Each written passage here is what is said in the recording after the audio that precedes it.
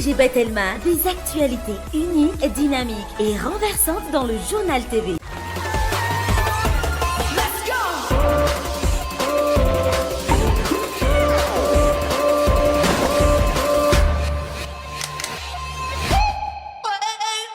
Vous présente Vaovao. Ina, plus raffinée que jamais. Ita, huilerie industrielle de Tamata, isacham Telsuloariv. vous présente Vaovao. La farine ara-pahasalaman, tsara kalitao, azo ampiasaina amina andro rehetra. Les minoteries de l'océan Indien. Manolotra anao ny vaovao. En choisissant l'université PEF, vous misez sur le changement, l'innovation et l'excellence. PEF, manolotra ho anao ny fampahalalam-baovao. Rentrée en L1, 6 décembre 2022. Inscription ouverte au Cap 3000 Anjar.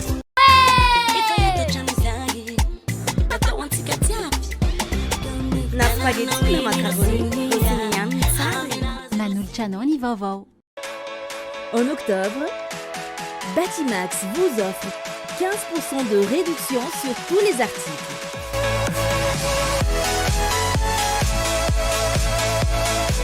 Vous présente Vaovao.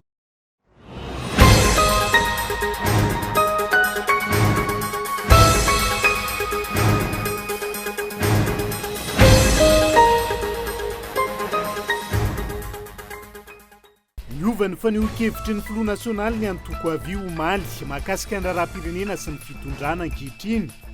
Nambarany omaly fa tsy nitsikera ny fitondrana amin'izao fotoana ny tenany. Raha ny mifanohitra amin'izay ny faneho-kevitra andro vitsy lasa izay. Matory any an-tsany ny olona ho fiarovana ny ainy sy ny fananany anatin'ny komuna maro ao amin'ny distrika n'Ambohidratrimo amin'izao fotoana. Tsy misy vahaolana mazava ataon'ny fahefana mpanatanteraka manoloana io hoy ny solombavam-bahoaka ao an-toerana. Satrotra ny fahitana ny fanafody fandrindrana ny fiainam-pianakaviana eny anivon'ny CSB2 efa mbolana maro zao. Ahina araka izany mety akarany voka tsy irina hoy ny mpitsabo nanaovana fanadihadiny. Botra iray nitondra mpandeha 220 saika iondra nantsokosoko any Mayotte nitratehaka ny mpitandro ny filaminana avy amin'ny tafika an-dranomasina Tonosbe. Samby iray nitondra solika 9 bidon sy zava-pisotro mahamamo maro ihany koa no tratehaka nandritra izay. Any ivelany tazoma ao andrefany Ukraine ny sasany amin'ireo miaramila Rosianina izay voasambotra ireo miaramila Ukrainianina amin'izao fotoana izao. Ny antsiprian'izay.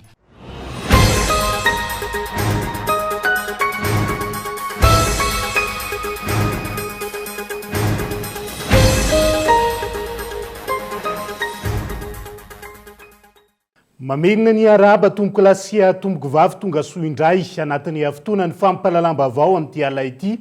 Atena ny araba ary ampanajana ihany koa no anasako anao anaraka izany hatramin'ny farany. Toy ny faneho-kevitry ny filohany avy izay nabe resaka tatoato avy hatrany ho isantarantsika ny fampahalalam-baovao.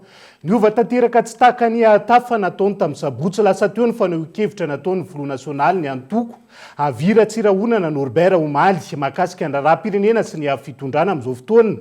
Nambarany Omaly fa tsy nitsikera ny fitondrana ankehitriny ny tenany raha toka ny mifanohitra amin'izay ny zava-misy raha iverenany mianta randriana ivo. Misy harem-pirenena tsika nefa mibetsaka ny mpangalatra ny harem-pirenena. Samy inona moa no firenena zany raha amin'izao fotoana ny resahany. Raha amin'izao fotoana ny resahany da masamy mandretsika. Lasa ndray volamena tagny 7 kilao e, 9 kilao e, 12 kilao e, 7 kilao e, 1 kilao e. Lasa tsika zay ale trafika. Ahoana moa no ampandrosotsika raha mbola misy izany trafika zany? Mety ho gaga namanao no teny zany zava-misy zany tsy azo afenina. Tahaka izay ny ampahany tafa nataon'ny filoha nasionaly ny antoko avy raha Tsirahonana Norbert ny sabotsy 12 Octobre lasa teo mikasika ny tsikera samihafa ny totosainy momba ny raharaham-pirenena samihafa sy ny gabraraka amin'ny harem-pirenena ankehitriny. Mazava araka ny teniny fa ny fitondrana amin'izao no notsikerainy mikasika ny harem-pirenena tato anatin'ny taona maro. Omaly niova tanteraka ny tafa nataony ary nambarany fa tsy niresaka mikasika ny fitondrana ankehitriny ny tsikeran'ny totosainy. Ka izay no mety fahatsokevitra hoe hoe sanatry mivava ve hoe ny ankehitriny ny eritreretra tsy resaka tsy nyresaka momba ny fitondrana ankehitriny mihitsy a ary tsy nyresaka zay hoe fandehanjavatra fandehana raha-pirenena ankehitriny zay tiako marina mazava tsara zay a fa io matsy mahatonga resa be ka ohatra manahirana mieritreritra azy manana fikambana ao anaty gouvernement zahay mazava ho azy fa raha manana zany fikambana zany zay a de misy solidarité tsy maintsy ananana misy firaisantsaina tsy maintsy ananana miaraka amin'ny fitondrana no zany a dia manaja ny etika momban'izay zay a fa tsy sanatry mivava zay eo anatin'ray a nandeha nalabaraka ny fitondrana ankehitriny. Andro vitsy taoriany tafany sabotsy lasa teo io noho ny sy ny fivadihan'ny fanazavana antotosaina izao. Isan'ny miteraka lesoka eto amin'ny firenena ny fivadivadihan'ny mpanao politika izay hita taratra tamin'ny nataony antoko avy. Mampametra-panontaniana ihany koa raha toka ny teny nataony soja Jean André na Kaleta izay mpanolotsaina manokana ny fiadidinan'ny repoblika no nitarika ny famonoana afo tamin'ny alalan'ny tafa nataon'ny Front National ny antoko avy omaly io. Etsekilany nambarany Ratsirahonana Norbert izay Front National ny antoko avy nandritra ny tafany ataony omaly hatrany fa ny fitondrana teo aloha roa na telo fa tsy ny fitondrana ankehitriny no noresahany mikasika ny tsy fitovian-kevitra eo amin'ny fitantanana andrara-pirenena misy ka nahatonga ny antoko avy niala tamin'ny fiara-miasa tany aloha. Tsy etsony zany zay tena marina ao anatin'izay fa mivadibadika toy ny lehilahy araka ny fomba fiteny mahazatra raha izay fa ny okevitra izay fa hiazo any distrika na ny bodratrimy vetivety sika ao anatiny ity vaovao manaraka ity. Komunina maro anatin'ny distrika na bodratrimo amin'izao fotoana no hitrangana tsy fandriam-pahalemana ka matory an-tsany olona ho fiarovana ny ainy sy ny fananany hoy ny solombavambahoaka voafidy ao an-toerana ao anatin'izay zary lasa fisehoana ivelany no ataony fa efa napanatanteraka fa tsy misy mipaka amin'ny fiainana andavanandro ny mponina ny momba io mahatonga ny zava-misy ankehitriny raha ny fanazavana olona saina. Distrika akaiky indrindra miala ny renivohitra Ambohidratrimo raha amin'ny lalam-pirenena faha-efatra na eo azy izay mahakaiky azy izay tsy voafeny fandriam-pahalemana hoy ny solombavambahoaka. Fa ankehitriny tsy andalovan'ny zalahy fotsiny fa tena ametrahany fahatsiarovana ratsy ary misy matetika izany amin'ireny commune any amin'ny avaratra any Ambato, Atsahafilo, Ambohipiaonana, Manjaka Varadrano, Avaratsena, Ambohimanjaka tena fanafihana tanàna mihitsy dia izay no mahatonga le fianakaviana tsy samy mijanona tanàna fa na ny biby fiompy dia tavana toerana iambenana azy amin'ny alina fa indrindra ny zaza amam-behivavy rehefa avy andalova rehefa tratran'izay hoe idirany dalo zay dia tsy mijanona tanàna mihitsy. Misy ange efa hiainana any amin'io distrika io zany hoe mandefa menace melony dalo hoe ho avy zay amin'izao zavatra tsy nietreretina hitranga eto amin'ny faritra manodidina Antananarivo mihitsy zany fa noho ny tsy fifehezan'ny fitondram-panjakana an'ilay izy teo aloha fandalovan'ireo dahalo avy manao ny asa ratsiny ny ao amin'ny distrika n'Ambohidratrimo no ity distrika ity manelanelana nankazo-be sy anjojoro be izay samy faritra mena amin'ny tsy fandriam-pahalemana ankehitriny araka izany efa lasibatra ihany koa izy ireo. Antony mahatonga ny fikorotanana misy ankehitriny ny tsy fijerena ny tena olana hoy ity solombavambahoaka ity fa maika amin'ny serasera sy ny seho ivelany ny fahefana mpanatanteraka. Ny tena olana amin'ny asa rehetra atao eto Madagasikara dia saika endrika ivelany ny zava-dehibe fa ilay fiantraikany amin'ny vahoaka tsy misy azo lazaina hoe kely mifanohitra amin'izay aza vao maika mamono vahoaka ny zavatra mitranga nampiana ilay tambajotra mpitandro filaminana fa tsy misy fiantraikany tsara makany amin'ilay vahoaka ny fotony le izy ary tena mampalahelo fa ilay paikady zany ataoko hoe ny fond an'ilay paikady maivana dia maivana fa ny forme ivelany milay mila aseho mila anaovana communication isan-karazany reny tena betsaka ary amin'ny sehatra rehetra io amin'ny sehatra maro io amin'ny sehatra maro lalovan'ny lalam-pirenena ihany misy zahatra tazany maso fa ny ankoatr'izay 500 metatra miala eo tsisy ninina. Efa tsy vaovao intsony ny tsy fandriam-pahalemana eto amintsika hoy hatrany ny fanehoan-keviny navely rano voalohany nataon'ny filoha tamin'ny vahoaka malagasy aza ny fitoniana sy ny fandriam-pahalemana tamin'ny fotoanan'ny fampelezan-kevitra. Olany rehetra ny tsy fandriam-pahalemana amin'izao fotoana fa olany tanora kosa indray. Mijanona ny taratasy fotsiny ihany ny politika napetraky ny fitondram-panjakana ho fampivoarana. Ny tanora eto amintsika hono teo anivony OBS Mada androany nandritra ny feonan'izy ireo tamin'ny solombavambahoaka teny amin'ny lampam-panjakana teny Tsimbazaza teny. Vokatrio tsy mitsaha mitombo ny tsy anasa amin'izao fotoana izao na izany antanety na ambany vohitra onona saina. Nahitsy ny fanehoan-kevitra ireo tanora eo anivon'ny OBS Mada izay niaona tamin'ireo solombavambahoaka androany teny amin'ny lapany anteny miram-pirenena Tsimbazaza. Tsy misy na tsy miatra ny politika mpanjakana anohanana ireo tanora hoy izy ireo.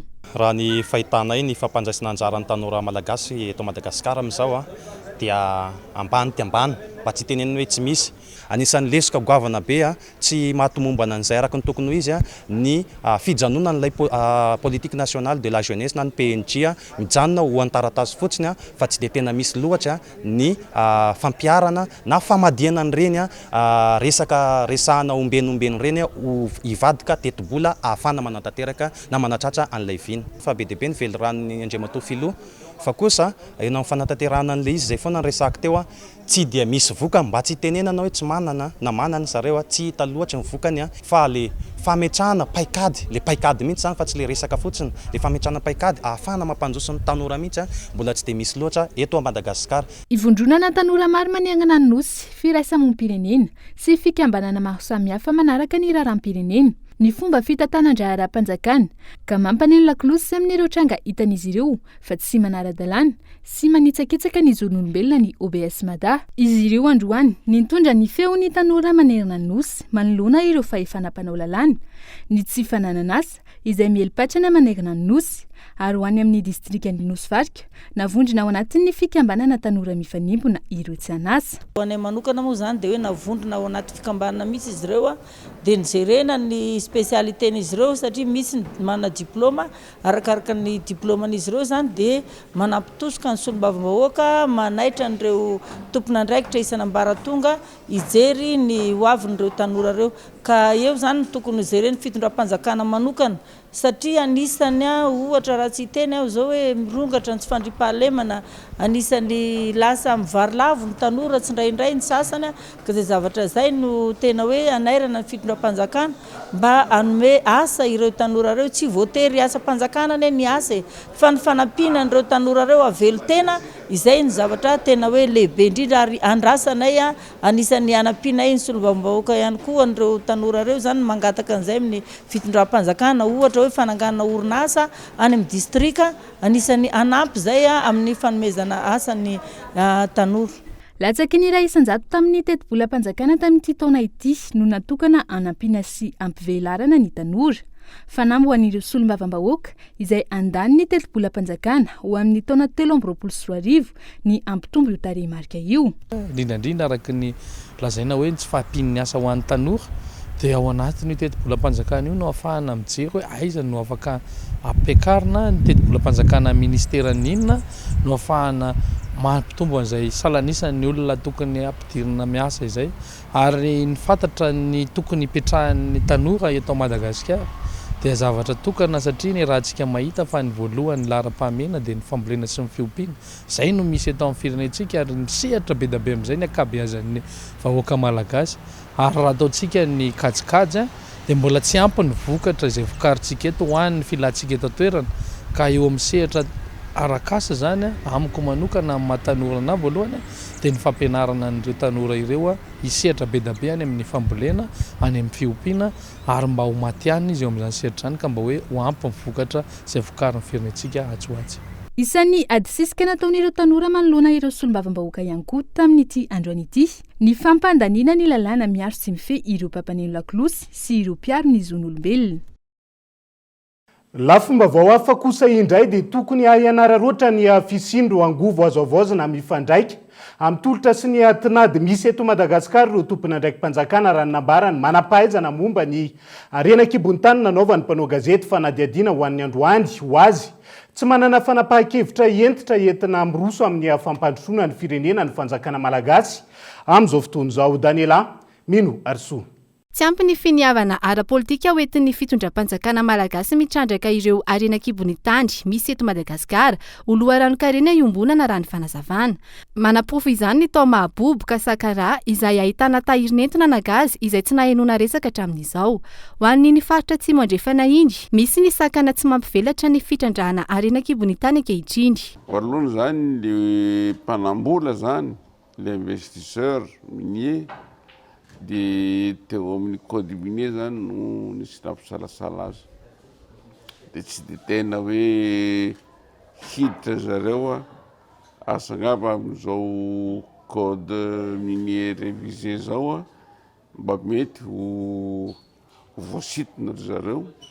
Fa zay na tsy zany fa maro ihany ny investisseur efa miasa aty fa mbola tsy tonga eo amin'le hoe sehatra tena hitrandraka an'le arenakibon'tay Atsimo andrefana. Ilaina ny isian'ny fangararana sy ny paikady mazava hoentina mitsinjara ireo vola miditra amin'ny alalan'ny fitrandrahana ireo arenakibony tandry ho tombontsoa iraisana raha ny fanazavana atrandry. Ny zavatra tokony ho jerena aloha dia hoe ahoana ny mba hampisy fiantraikany, zany hoe mba handraisan'le aty atoerana misy an'le harena tombontsoa vatana mba hampivoatra ny mpiarabelona, hampivoatra ny toe-karena, indrindra amin'ny resaka tontolo izay misy an'ny olona aty. Hitantsika any moa le tontolo iainana fa maimaina ihany aty dia hoe ahoana ny fomba hatsara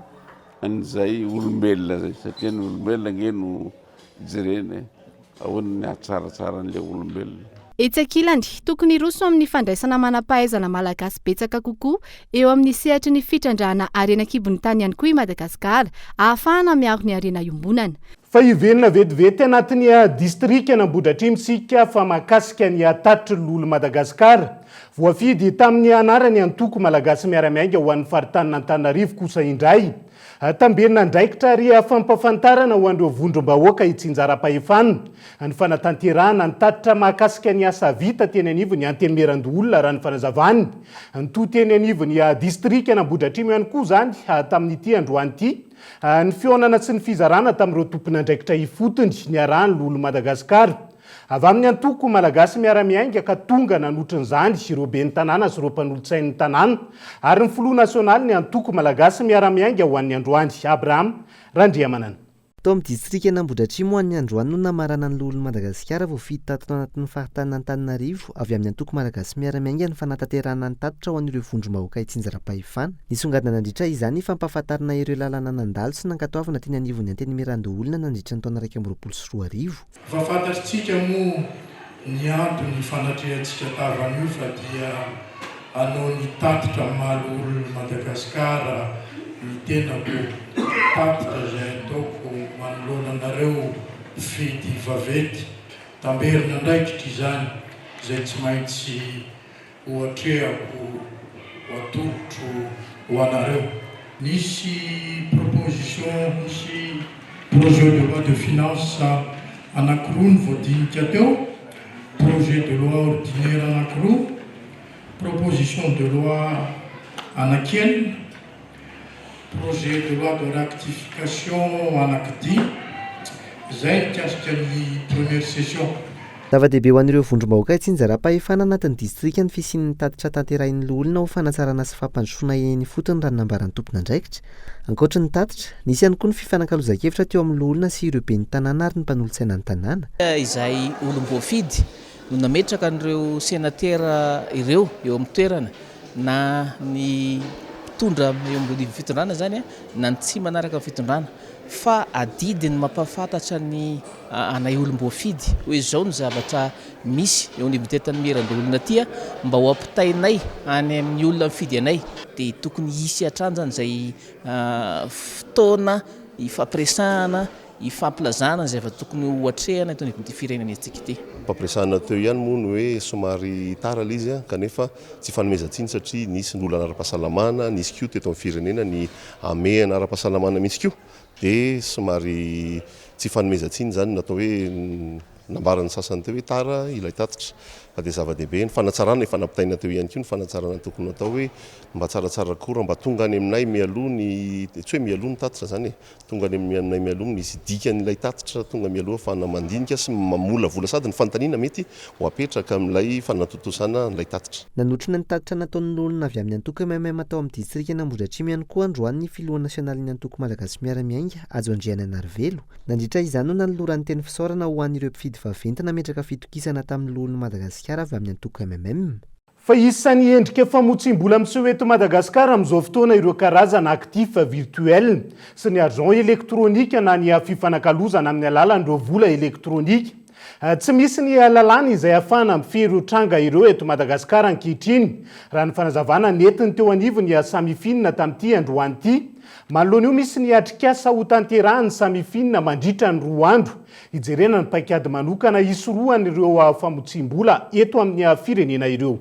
Ankoatra ny famotsim-bola amin'ny fanondranana volamena amin'ny firenena Arabo, ilaina fantarina ireo sehatra mety ahina hitsehony izany ho ny samifinina na ny sampandraharaha malagasy miady amin'ny famotsim-bola na ireo sehatra tsy miankina na ireo banky sy ireo fitrandrana arenan-kibony tany izay nitentina 500 miliara ariary famotsim-bola very noho ny fanondranana volamena. Manoloana ireo endrika famotsim-bola eto Madagasikara, tanjona hoy ny samifinina ny famoahana paikady entina eo anivon'ny governemanta. Io paikady io izay ahafahana misoroka ny famotsim-bola sy ny fanenjehana ireo tranga efa nisy ankehitriny. Misy ihany koa ny fiarah-miasa amin'ny sampandraharahany douane sy ny etra amin'izany. Raha ny antoto am-baovao sy antoto taratasy amin'ny samifinina aloha ny tena ahitana zavatra mampiaya betsaka dia ny infraction au code d'échange na io constitution d'avoir à l'étranger. Manao importation le olona dia tsy manao rapatriement de devise. Tsy misy importation akory fa le vola fotsiny hita fa lasa. Zay zany tena betsaka be eto Madagasikara. Ny taona 17 no nisy ny tatitra farany mikasika ny famotsim-bola teto Madagasikara raha ny fanazavana hatrany. Mila avaozina araka izany ny tatitra atratrarana ireo mpanao famotsim-bola eto Madagasikara. Ity tatitra ity izay kendrena ivoaka amin'ny volana Mey 2024. Hojerena manokana araka izany mandritra ny 2 andro ny momba ireo actif virtuel izay isan'ny endrika famotsim-bola mateti-piseho eto Madagasikara. Ny bitcoin, ny actif virtuel, ny monnaie elektronika rehetra dia anisany fitaovana tsara ho an'ny toe-karena nefa koa satria tena fivoarana be io azo ny mpanao ratsy ampiasaina anaovana an'ilay famotsim-bola sy ny sisa. Eto Madagasikara mbola tsy tena misy lalàna mifehy an'io. No tanterahina nanomboka androany ary itoy mandritra ny 2 andro ny atrikasa eto anivon'ny samifinina ahafahana misoroka ireo famotsim-bola eto Madagasikara. Fa mahakasika ny fanavaozana tanteraka ny lisitry ny mpifidy izay mahaberesaka tato ato ihany koa. Iroso amin'ny fokonan-doana ny concertation mahakasika ny fanatanterahana ny fanavaozana tanteraka. Lisy mpifidianana ny zomao avy eto Alarobiny eo anivon'ny Seny na ny voamera-pirenena mahaleo tena misana ny fifidianana fokonan-doha izay ohatrehan'ireo tompon'andraikitra isana ambaratonga ny hodiniana mandritra izay moa ny fanaovana ny tombana manoloana ny fanatanterahana ny fanavaozana tanteraka ny lisitry ny mpifidy eto Madagasikara manomboka ny voalohan'ny volana Octobre lasa teo. Dia izay ihany koa no hoentsika misento anaty doka fo vetivety ny mahakasika ny fanafody fampiasa amin'ny fandrindram-piterahana izay manahirana ny fahitana azy ny anivon'ny CSB2 amin'izao fotoana izao eo ihany koa ny momba ilay botra iray izay nitondra pandemy isa 220 saika hitsoaka ny tsokosoko tany Mayotte atehaka ny mpitandro ny filaminana avy amin'ny tafika an-dranomasina ataony Ozobe rehefa avy eo no anarahantsika izay.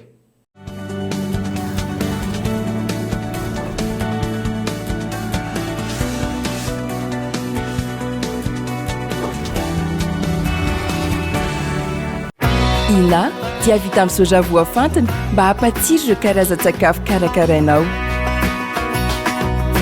Ny menaka Ina dia ahitana oméga 3 sy oméga 6 ary ara-pahasalamana no notrikaina entin'ny soja. Ina ilay menaka manome tsirony nahandronao isan'andro.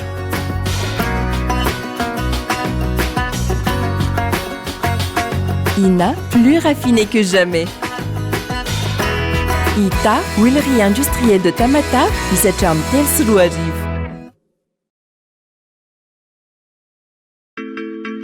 Makua Entertainment et JR Prod vous présentent Makua Tour 2022, le dimanche 30 octobre au Palais des Sports Mamas.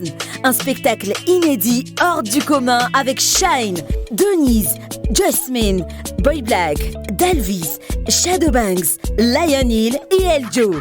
Les billets sont déjà en vente sur Ticket Place. Sponsor officiel, Telma.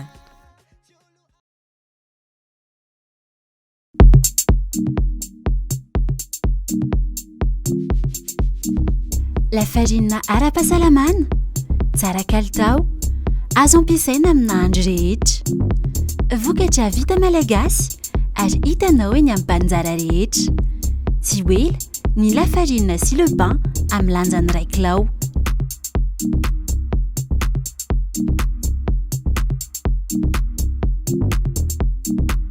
Les minoteries de l'océan Indien.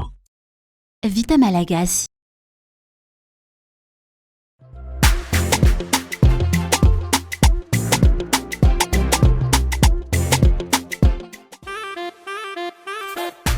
Hanao spaghetti azafady.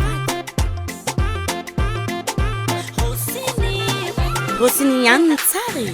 Na dia maro mandalo ny vavako Rossini no tiako e. Il est pas tena tsara numéro 1 amaday. Vito!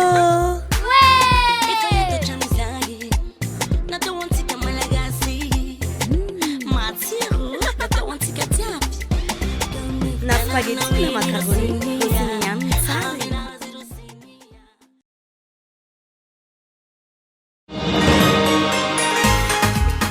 Manahirana mihitsy ny manenjika sy manolokosy ny zaza rehefa izy mipelipelika be iny. Lasa mora sy mahafinaritra andra nefa izany hatramin'izay nampiasako ny couche-culotte Molfix izay. Rovitika, alako ary ampidiriko indray ny vaovao. Avaliko tsara ilay couche teo aloha dia ariako avy eo. Samy faly ery izaho sy ireo zanako. Dia tahaka izany ny faritany hafaliana rehefa miaraka amin'ny Molfix. Ho antsika mama rehetra andao ampiasa couche-culotte Molfix ho an'ny zalantsika mba hitondra fifaliana hatrany. Molfix mitombo amin'ny fifaliana. Université PEF. Parcours études et formations. 3 filières au choix. Informatique, 2 options. Développement d'applications et web, réseau et base de données. Droit, diplomatie et relations internationales. Management et administration des affaires pour obtenir les diplômes de licence et master suivant le système LMD. Admission sur sélection de dossiers et entretien. Rentrée en L1, 6 décembre 2022. Inscription ouverte au Cap 3000 Indjar. Contact 038 45 085 85. 020 85 085 85. En choisissant l'université PEF, vous misez sur le changement, l'innovation et l'excellence. Université PEF, l'excellence à portée de main.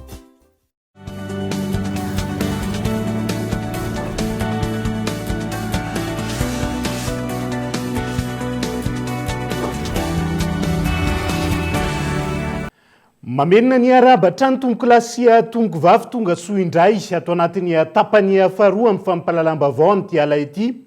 Isan'ny tarantsika izay dia voafetra ny asa famonjena sy ny fanampiana ataon'ny eo anivo amin'ny birao. Nasionaly misana ny loza voajanahary sy ny tandindo midoza amin'izao fotoana izao. Antony maro ny olana amin'ity fampiana fitaovana eo anivon'ity sampandrarara ity.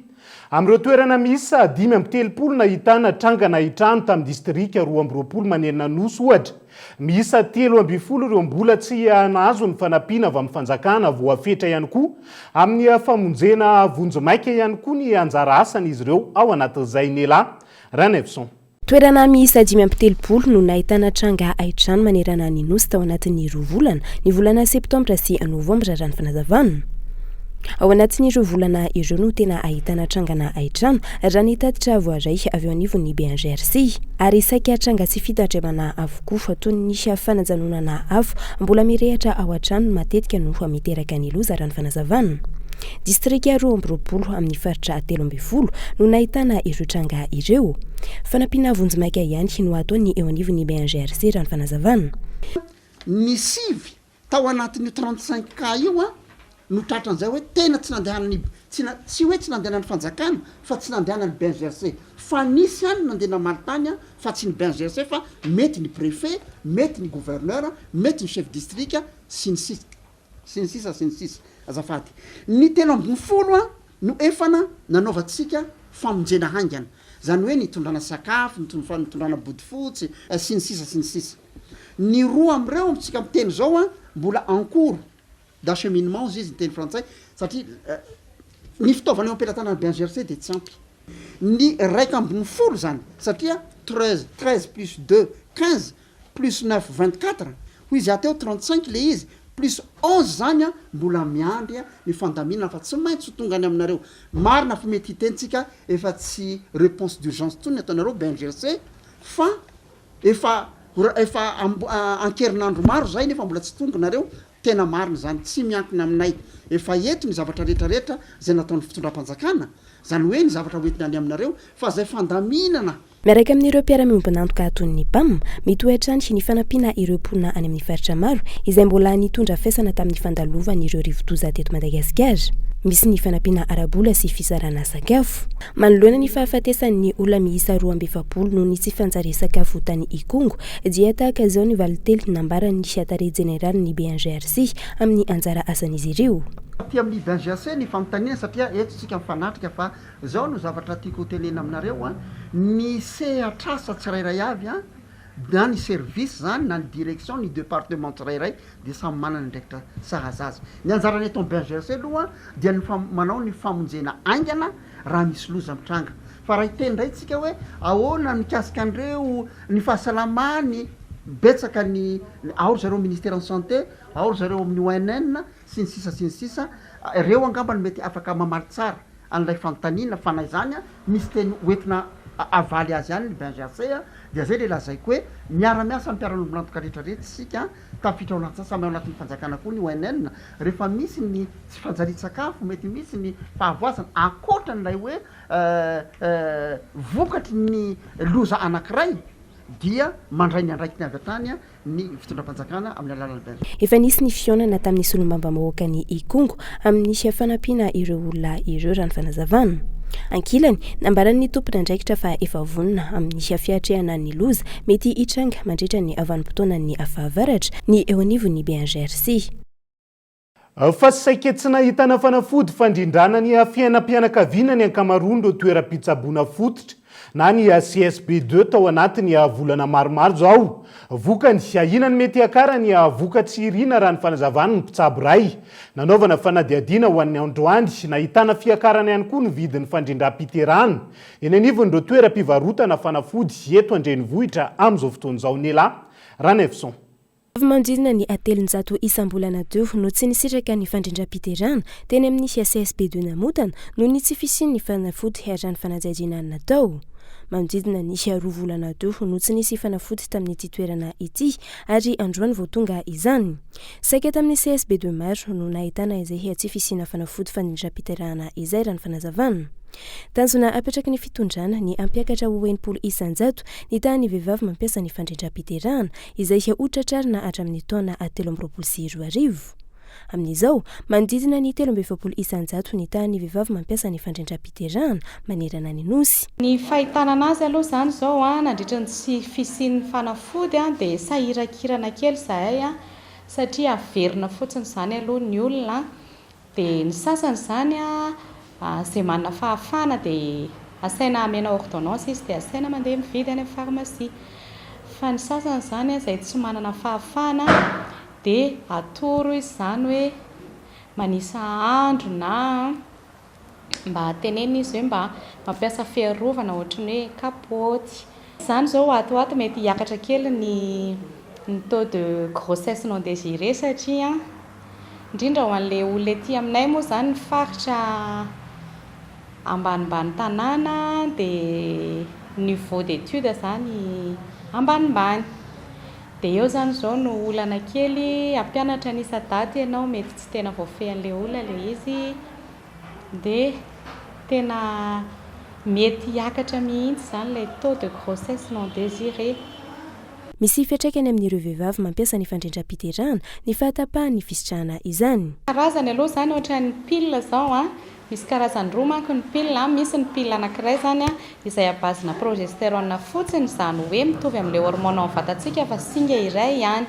Fa misy karazana pile iray zany a tena misy an'ilay progestérone sy œstrogène izay tena mitovy an'ilay ao amin'ny vatana mihitsiny a, dia iny a no tena mora mahabevoka raha vao tapaka na tsy mihinana ilay vehivavy, dia tena mora bevoka satria ilay taux hormonal zany a ambonimbony, dia mora bevoka kokoa indray a ny tsindrona zany abazin'ilay progestérone fotsiny a, zany hoe miankina toe-batan'ilay olona fa raha somary ambonimbony mihitsy koa ny taux hormonal-ny a, dia mety hoe ho mora bevoka ihany izy, fa amin'ny ankapobeny aloha zany a dia miandriandry kely vao bevoka raha ilay tsindrona ampiasaina.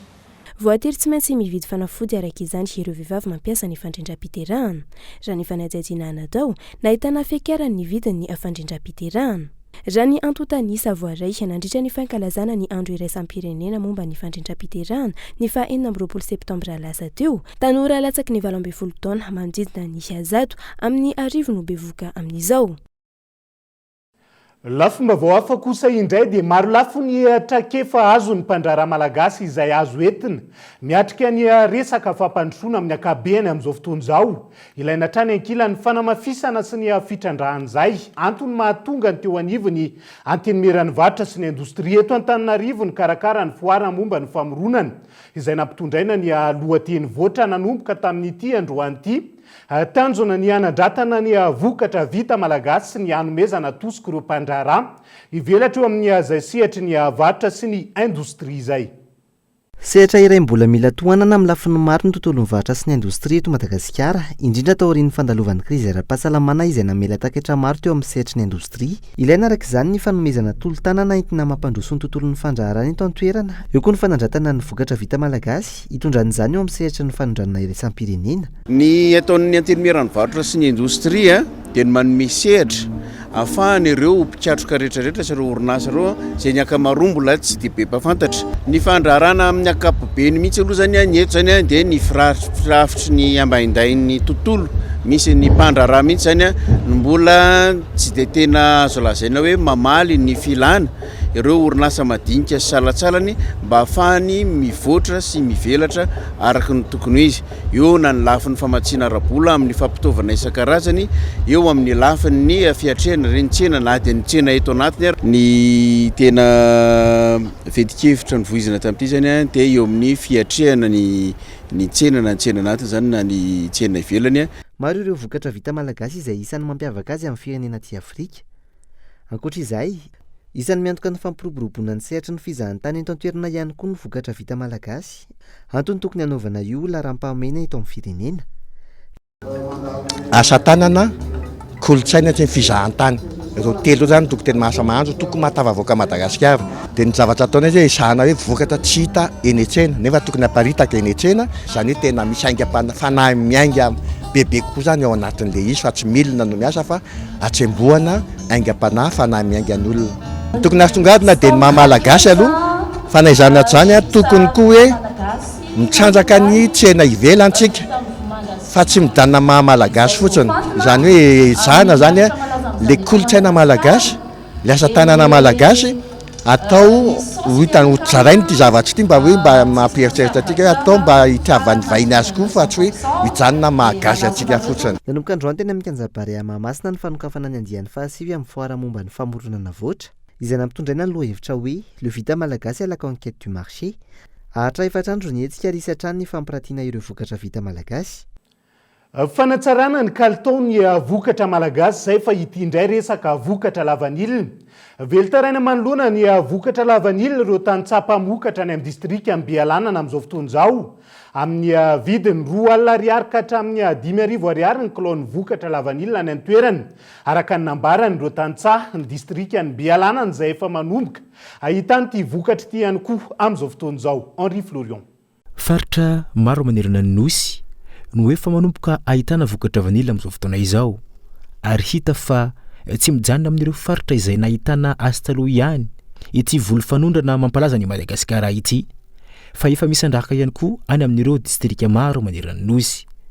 Raha ny volovary sy katsaka ary tsaramaso no nampalaza ny distrikany Bealanana teo aloha, efa manomboka hita any an-toerany ihany koa ny vokatra vanila amin'izao fotoana izao. Tegna niezaka zany olona namboly vanila. Ary ndrisika amin'izao olo mbola tegna magnano fa saingy misy indro kely zany mpandrafitry ny vokatra lavany tompoko tegna ratsy araka ny fetretan'le vohoaka zany le vidiny la vanila amin'izao fotoagna zany hanika somary kivy zany le tantsaha zany amin'ny resaka fambolagna de zany tsy zany ndraiky remetsika zany olo magnano fogna fa kivy zany ny ologno satria netretigny agny araka ny prix nambarana fanjakagna 2700 ny kilo nefa zany agny amin'ny royal igny le première qualité jusqu'agny amin'ny 7,000 ny kilo raiky amin'izao fotoagna zao ary nampividy zany tadiaviny vao zay mahita zay ny ologno atao amin'ny mikasika la vanille fa ny ologno tegna fa miezaka ny mamboly la vanille. Vanille tegna fa misy satria ny ologno vao miezaka kelikely zany ny mamboly vanille zany fa raha ny tegna ataonazy ny tegna marigny zany raha taonina raiky zany angamba fa comme commune Mangrano verika fahita tegna fa misy satria presque foko tany jiaby izy koa commune Mangindrano efa saikisaiky misy. Ankilany ny seda olana goavana ihany koa ireo tantsaha tamin'ity taona ity, vokatry ny fivaovan'ny toetrandro sy ny tsy fampian'ireo tsakorana. Na tsy mitovy amin'ny toetany any amin'ireo faritra mpamokatra vanila aza ny any amin'ny distrikany Bealanana, tsy latadanja ny kalitao raha ny fanazavana trano. Fa kanjo zany le vidiny vanila zany ambany de ambany. Tena hetahitanay zany fagniriagna zany mbo takatra vidiny tamregny tamin'ny 2015 2014 zany mbo matakatra 10,000 sirahitsy ny kilo zany fantenagnanay zay ny mampangetaheta zay fokon'olo indriny mavoaka atao amin'ny commune Mangindrano. Toetany mo zany tsy mitovy mazava hoazy araka zany mety misy zany ny tsy fahasambihafa hely izy akagny mety akagny bebe menaka hely fa aminay tokony tsy lajanjamy zany ary mila temona ny habe zany vanille zany raha zany jerena tegna agnisan'ny tegna mba manana qualité tsara zany ny vanille atao amin'ny commune Mangindrano. Raha ny fantatra efa mahatratra iretonina isaky ny commune ny vokatra vanille any amin'ny distrikany Bealanana iny amin'izao fotoana izao. Andraindran'ireo tantsara ka izany ny hijerevana akaiky ny vidim-bokatra mba hampifandanja ny tolotra sy ny tinady. Fa mahery ny efatra ora isan'andro ny fahatapahan-jiro any ambanja tato anatin'ny herinandro maro zay. Manaitra ny tompona andraikitra hijery vahaolana mahakasika izany ny solombavam-bahoaka voafidy tany an-toerany. Ambony ny fatiantoka teraka ny fahatapahan ny herinaratra io ho an'ny mponina raha ny fanazavana mianta randrianay vo. Tsy ny eto Antananarivo ihany mijaly noho ny fahatapahan'ny herinaratra lavareniny any amin'ny faritra maro ankehitriny. Ny any amin'ny distrikana Ambanja ohatra, tanàna maro no miaina anatin'ny fahatapahan-jiro mandritra ny ora maromaro isan'andro. Zany hoe zany any Ambanja aloha tena sahirana amin'izao fotoana mikasiky délestage any an-tampon-tanàna Ambanjavily zany satria pahany foana le groupe zany manao antsoavy amin'ny tompona andraikitry hatreto aloha mbola tsy mivaly fa tsy fantatra ny androany. Agnatin'ny ray volana zany misy zany atapaka adiny efatra, misy ndraindray tsy mahita jiro mihitsy zany regny quartier regny zany misy tsy mahita jiro de tapaka agnatin'ny ady efatra zany isan'andro zany fitapahany na mandeha aza le jiro zao mbola tsy antenenana kosa le groupe misy am'izao fotoana hoe tsy fantatra ovianandray izy ho faty zay zany zavatra manahiragna fa ny problème zany le groupe any Ambanja zany le mamatsy herinaratra ao Ambanja efa privatisé zany. Rehefa mitaniana hoe tsy voapayeny jirama le volany de tsy afaka mividy pièce maty zany izy mba andifasany le groupe. Zany foana ny zavatra miveriverina eo zany. Ka tamin'ny amoaly angamba tsy problème groupe tsony sy tao fa problème gasoil ndray zany tsisy. Zay ny zavatra manahirana zay Ambanja zany. Fa tiantoka mio papana ny ateraky ny fahatapahan-jiro io miantso ny fandraisana andraikitra manoloana izany ny mponina ankehitriny. Zay zavatra mampalahelo tena mampalahelo aminany ange le farim-piainan'ny vahoaka mihitsy zany manjary simba satria amin'ny any zany saky moron-dranomasina ka be dia be zany le trondro conservé agnatin'ny regny vatam-pangatsiagna regny de simba tanteraka zany amin'izao fotoana. Zay ny zavatra tena mampalahelo zany zany hoe tsy vitan' zany le fidiram-bolan'olo koa zany amin'ny lafiny zavatra rehetrarehetra mikasiky jirama zany tena potiky daholy amin'izao fotoana. Zay ny zavatra tena mampalahelo zay ka efa natao antsoavo izy ty ho an'ny zay tompony andraikitra misana zany fa mbola miandro zay zay vahoaka ny Ambanja. Ary zay nge vienay magnontany hoe ndraindray hoe Ambanja ve tsy Madagasikara sa oeza marina zay Ambanja ty satria misy zavatra mamparatra zay mitretre zay lavany mitretre zay kakao ohatrany hoe ankilaboa zany fahitanay izy. Ka eto zay mbola maneritra any tompony andraiky hoe jereva ankaiky io raharahan'io jirama io fa tena manahirana zay io mikasiky raharahan'ny jiro io zany ao an-tapotan'ny Ambanja. Ankilany tokony atao mangarara ny fifanarahan'ny sehatra sy miankina amin'ny tantanan'ny herinaratra any an-toerana sy ny jirama ahafahana mamantatra ny tena olana sy ny vahaolana tokony ho raisina raha ny fanazavana trany.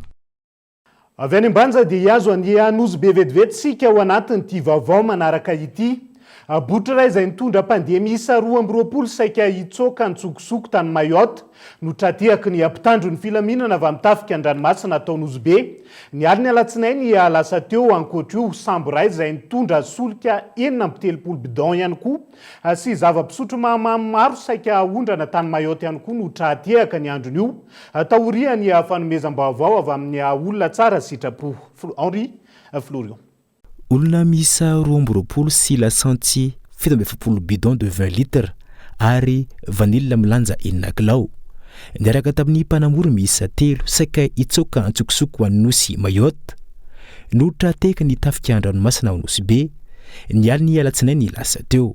Fampitam-baovao ara-potoana azo avy amin'ny olona tsara sitrapo no nahatratrarina ireto mpiondra antsokosoko ireto. Ici la coque rail manana moteur 40 chevaux dia misy olona roa miaraka aminy mitondra toka folo carton. Dia misy koa moa zany le botry dia mitondra anarana tolia meva. Misy koa moa zany mitondra olo misy 20, misy 9 ny olo mavety tsaiky tsota. Dia misy olo 3 moa zany le mpanamory an'le botry. Izy moa zany nisy fiaraha-miasa tanterina moa zany nazahoana an'ilay vokatra. Nikasa hiala tao amin'ny port cratère fokotany Dar es Salaam arrondissement Jamanjaro nosy be hihazo any Andavatoby Antanety be andrefana distrikany Ambanja. Ity lakoko nitondra mpandeha antsokosoko ireto ary izay vao mihazo any nosy Mayotte raha ny fanazavana hatrany. Matotra ny fiara-miasa misy eo amin'ny sampitandro filaminana raha ny fanazavana. Ahitambokatra foana ny tagna maro ny fandriam-pahalemana izay isoratsika ny vahoaka izay manome ny vaovao tsy tapaka ary ara-potoana amin'ny mpitandro filaminana. Mariana eto koa fa ahitana vokatra koa le fiara-miasa izay misy eo amin'ny détachement marine ny nosy be sy ny gendarmerie nationale satria miara-miasa eo ampikarohana na mpanantanterahana zay vaovao azo zay. Be fa misy ny opération mixte izay manera ny sistaniny nosy be ary misy ataonay koa atao hoe opération en mer izay manerana ny nosy madinidinika atao anatin'ny distrikany nosy be sy ny sistaniny Ambanja. Nandritry ny fidinana ifotony izay nataony tafika an-dranomasina atao nosy be tamin'ny toerana io ihany koa no nahatratrarina lakoky iray izay nitondra lasantsy 7 bidon sy zava-pisotro mahamamo ary sakafo maro samihafa. Ity farany izay mikasa hitaditra olona antsokosoko ho any amin'ny nosy Comore. Vaovao ny fampianarana kosa indray dia isan'ny tanany laharana voalohany amin'ny hamaroan'ny mpianatra ao amin'ny oniversite n'Antsiranana amin'izao fotoana ny zanaky ny faritra Sofia. Olana mipetraka ao anatin'izay ny fandraisan'ireo mpianatra ireo manoloana io. Misy ny fanavaozana sy ny fanamboarana ny trano fatoriana vaovao an'ireo mpianatra. Andraisan'ny gouvernoura ny faritra Sofia Anjara. Fanampanazavana. Tombanana ho mpianatra 20 aloha zany isaky ny efitrano no raha vita ty trano ty. Zany hoe 70 ny isan'ny mpianatra zay tafiditra. E moa zany isorana zany ny tokony andraikitry ny université amin'ny faritany Antsiranana izay mifanampy ny zanaky ny Sofia raha mbola mahazo toerana andro hafa mbola vao ny ray aman-dreniny faritra Sofia hifanampy amin'ny mahasamby fanjakana. Dia izay ihany koa no entintsika miampita ao anatin'ny maresaka iraisan'ny pirenena amin'ity alina ity any Ukraine. Tazoma ao andrefan'ny Ukraine ny sasany amin'ireo miaramila Rosianina izay voasambotra ireo miaramila Ukrainianina amin'izao fotoana izao na eo aza ny fiomanana amin'ny ady manaraka izay iseho ao atsimon'ny Ukraine ankehitriny. No ny fitandrona ny filaminana tazomina ho tsy ambaratelo ny anaran'ity toerana misy ity fonja ity toerana iray izay lasa fonjan'ireo rosiana gadra noho ny ady ity toerana ity voasambitry ny ukrainiana nandritra ny ady ireto lehilahy rosiana ireto misy amin'izy ireo no maratra mafy nandritra ny fifandonana tamin'ny ukrainiana tapaka nandritra ny fifandonana tamin'ny febroary lasa teo ny tongotry ity miaramila rosiana ity raha ny fanazavany manodidina ny anjatony eo ireto voafonja ireto mandany tsy hanomeny isa marina nefa ny tompona andraikitra ao Kiev nanaraka anay ny lehibe ny fonja nandritra ny fitsidiana nataonay tao anatin'ity fonja ity misy amin'ireo voafonja no nanaiky namaly ny fanontanianay teo anatrehan'ireo mpiandry fonja raha ny fanazavan'izy ireo manana zo ijery fahita lavitra mandritra ny ora roa izy ireo isan'andro vaovao mahakasika ny Ukraina no arahan'izy ireo amin'izany ho an'ity miaramila rosiana voafonja ity tsy mitovy ny nolazain'ny fitondram-panjakana rosiana azy ireo sy ny zavatra hita ny eto Ukraina tsy tena mazava aminy tena marina hoy izy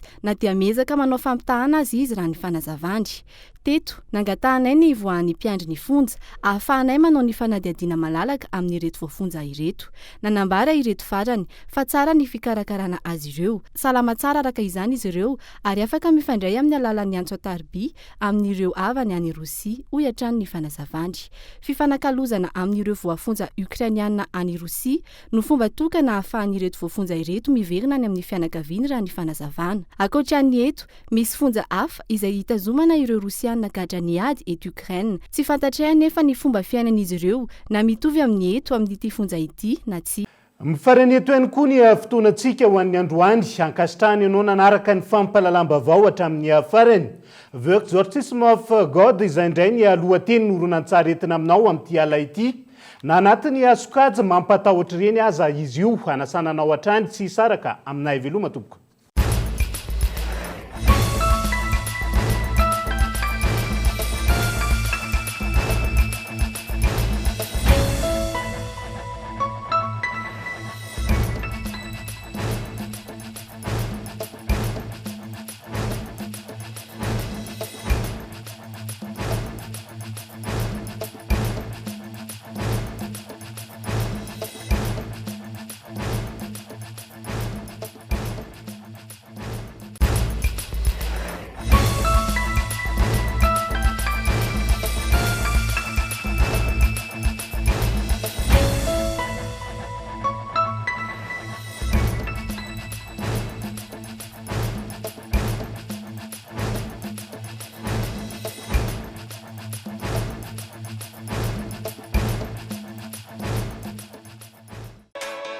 En octobre, Batimax vous offre 15% de réduction sur tous les articles.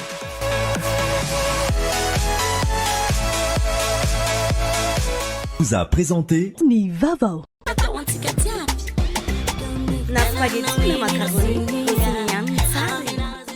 Vous a présenté Ni Vaovao.